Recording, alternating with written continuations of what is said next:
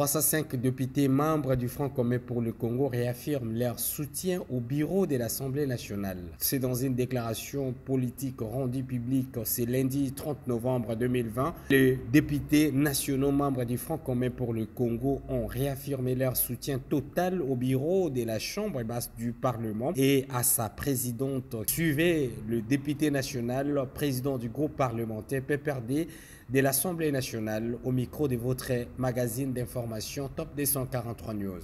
Nous, députés nationaux de la plateforme politique Front commun pour le Congo, réunis ce 30 novembre 2020 au Palais du Peuple, siège du Parlement, faisons devant l'opinion nationale et internationale la déclaration suivante. 1.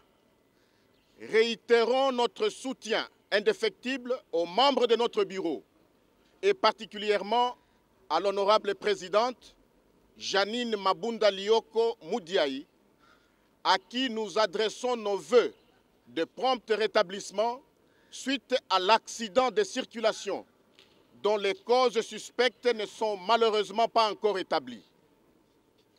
Il est inacceptable qu'en 2020, la première femme élue à cette haute fonction soit régulièrement victime d'un harcèlement politique d'une extrême violence par des attaques personnelles et des remarques sexistes d'un autre âge.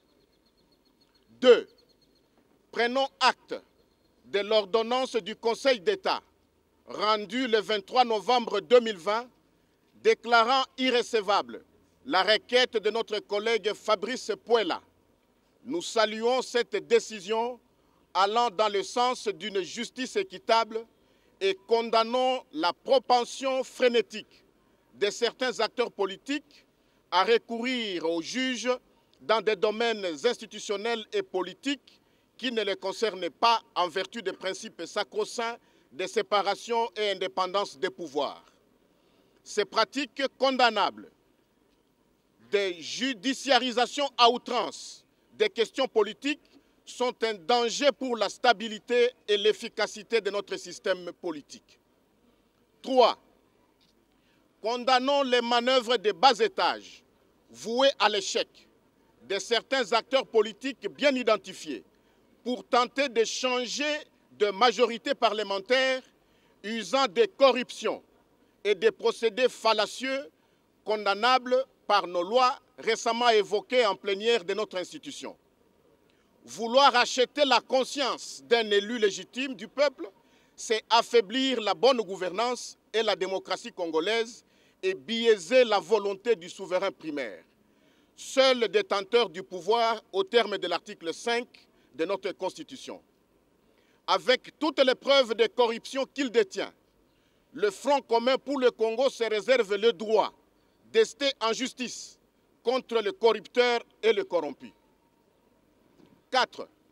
La majorité parlementaire est bien identifiée pour une législature conformément à l'article 26 de notre règlement intérieur, déclaré comme conforme à la Constitution par la Cour constitutionnelle. Elle est physiquement présente par le biais des signatures des 305 députés présents à Kinshasa, reprise en annexe de cette déclaration, et le sera chaque fois que de besoin, comme pour les différents votes au sein de la plénière. Affirmons qu'au vu du fonctionnement de notre système politique, la majorité parlementaire identifiée pour le Front commun pour le Congo assumera ses responsabilités et rien ne se fera légalement contre elle et sans elle. 6. Appelons tous les acteurs institutionnels et politiques à œuvrer pour la stabilité des institutions et la préservation du pacte républicain en ne prenant pas des initiatives qui énerveraient les dispositions de notre unique loi suprême, notre loi des lois, à savoir la Constitution. Le respect de la Constitution s'applique à tous, sans exception.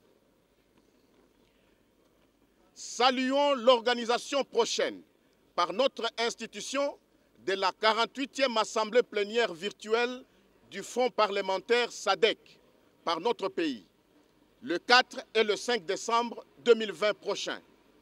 Pour la première fois, depuis la création de cet organe de notre communauté économique régionale d'Afrique australe, c'est une marque de confiance importante envers notre pays, notre peuple dont nous sommes les représentants légitimes et notre institution. Lançons un message d'encouragement à nos forces armées et de sécurité qui, jour et nuit, ne cessent de lutter pour notre intégrité territoriale et la protection de nos compatriotes et de leurs biens.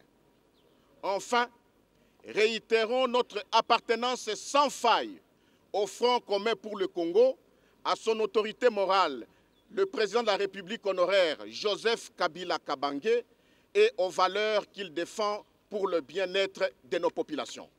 Pour vous informer de l'essentiel de l'actualité en République démocratique du Congo en temps réel, il vous suffit de vous abonner sur notre chaîne YouTube Entrepreneuriat TV grâce à votre magazine d'information générale Top 243 News pour recevoir toutes les notifications de cette nouvelle édition des informations du jour. Au nom de toute la rédaction, nous vous remercions.